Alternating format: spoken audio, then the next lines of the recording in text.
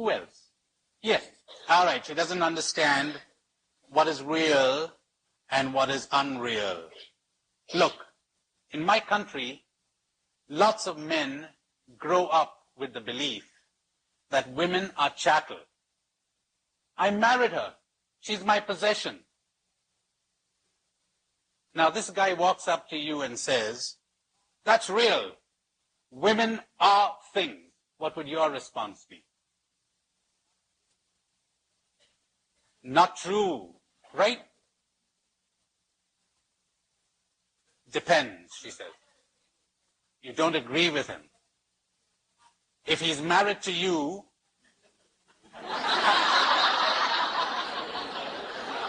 she said, oh, he's married to me, then it's not real. It's not true. That's interesting. That's a good one. She says if he was married to her, she'd be a widow. Isn't that great? That's terrific. Okay. Yes. Now, is this guy to blame? Get ready for a shock. He isn't. He isn't. Just like many Americans are not to blame for the way they're viewing Russians. They're not to blame. They just got dyed in a certain color, and there they are, and that's the color through which they're looking at the world, and they see that color. Now, what does it mean to make him real? To make him aware that he's looking at the world through colored glasses. Ah, there is salvation. There's no other salvation. Because I could say to him, stop it, that's not good. But till he has seen, he's always in danger of finding some other way of acting according to this conviction that was given to him. So I told you that's the making of the terrorist. He's absolutely convinced. He sees a real world out there. He's got real enemies. He's got people who hate him. But when we look at it, we say, funny, that's not there at all. You're imagining things. You're conditioned. So the great search of spirituality, the great task of spirituality, where am I coming from? Is this real? Or am I conditioned? Am I brainwashed? My dears, to doubt is infinitely more important than to adore. To question is so much more important than to believe.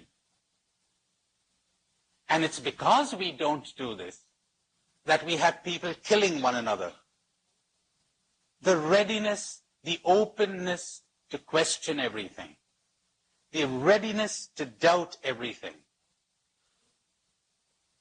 Doubt, says a great Indian mystic, is a healing balm. Though it burn at first, it will heal you.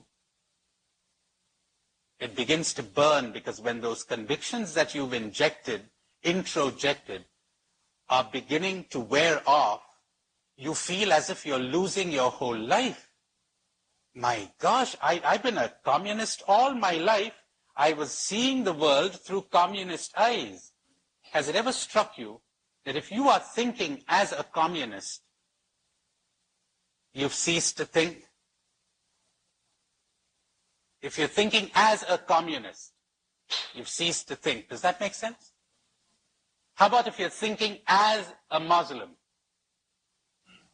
Same thing. As soon as you're thinking as anything, you stop thinking. As soon as you're looking at the world through an ideology, but what is an ideology? Those are words. Those are theories. Those are ideas and concepts. No reality fits an ideology. And all good ideologues will tell you that. They'll say, well, this is the best we've come up with. Doesn't fit.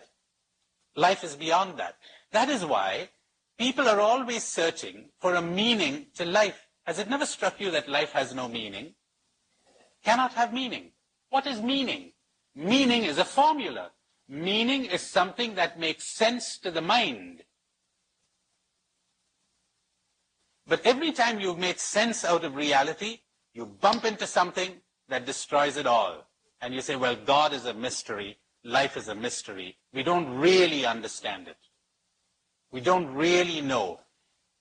It's like the mystics graft meaning onto their experience of reality. But it is really only a graft. Falteringly, inadequately, they try to express something. They give some clue, they give an indication. As I'll tell you when we talk about the scriptures, they tell you a story, hoping you'll get a clue. But it's not contained in that formula. It goes beyond the formula. Meaning is only found when you go beyond meaning. Life only makes sense when you perceive it as mystery, and it makes no sense to the conceptualizing mind. Yes, you have a question. Meaning is a set of sentences that your mind can understand. Label, very well put. Yes. Can what? Oh, I didn't say adoration wasn't important. I just said that doubt was infinitely more important than adoration. Everywhere people are searching for objects to adore, I don't find people awake enough to question themselves, their attitudes, their convictions. I'll tell you this, how happy we would be if a number of those terrorists would adore less and question more. How about that? Now you're getting what I'm saying. Only we don't like to apply it to ourselves. We think we're all right. The terrorists are wrong. You know something? A guy who's a terrorist for you is a martyr for the other party. Yes. I'm trying to filter through. People need people. Aloneness. Aloneness. Loneliness is you're missing people. Aloneness is you're enjoying yourself. Remember that quip of Bernard Shaw? When they asked him whether they saw him at a party, you know those awful things that you call cocktail parties where nothing is said, and I just don't see how people enjoy that, but evidently some do. So he found himself at one of these parties and they said, "Are you enjoying yourself?" And Bernard Shaw said, "It's the only thing I'm enjoying here." Right.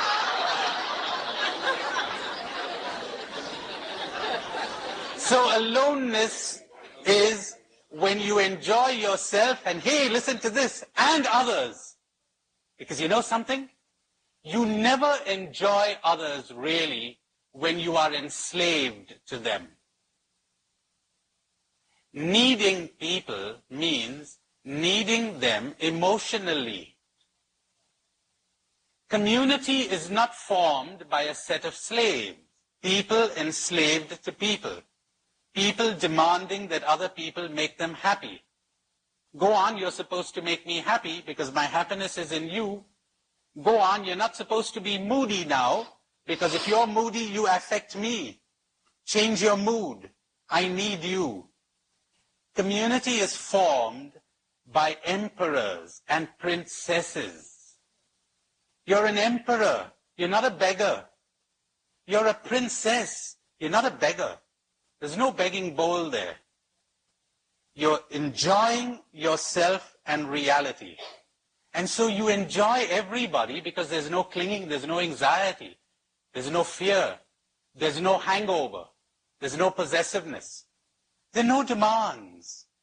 Free people form community, not slaves. Now, to my mind, this is such a simple truth, but you're so right there. It has been drowned out by a whole culture, including a religious culture. Religious culture can be very manipulative if you don't watch out.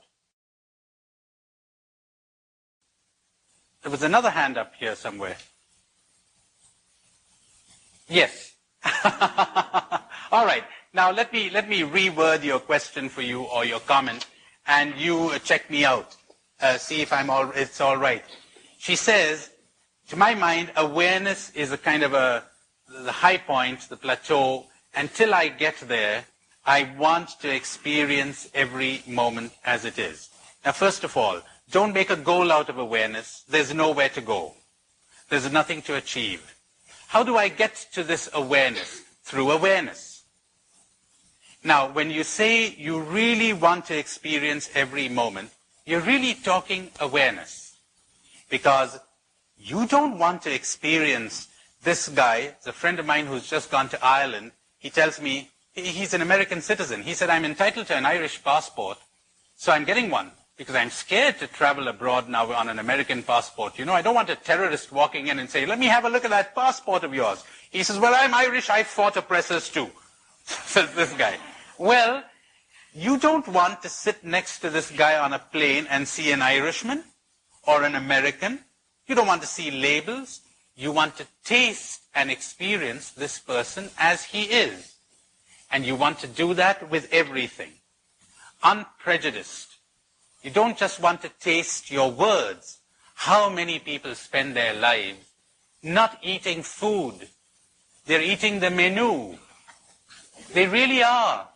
Can you imagine somebody saying, reading the menu and says, beef steak, there it is. And no, for heaven's sake, wait a minute. That's only an indication of something that's available. So you want to eat the steak, not the words. That's awareness. That's awareness. All right. Your dependence. Now, as you become aware of that, as you watch that, disidentify and watch that. And as I'm going to tell you presently, don't condemn yourself. You're only going to make it worse. But if you would see the pain it brings you, you'll drop it. You're quite right. You want the pain. You want the pain of having it. And you're angry with the pain. How wonderful. Now, I'm going to ask you a personal question. Have you spent 500 hours watching this? That would work out to an hour a day for over a year. Oh, the book is useless.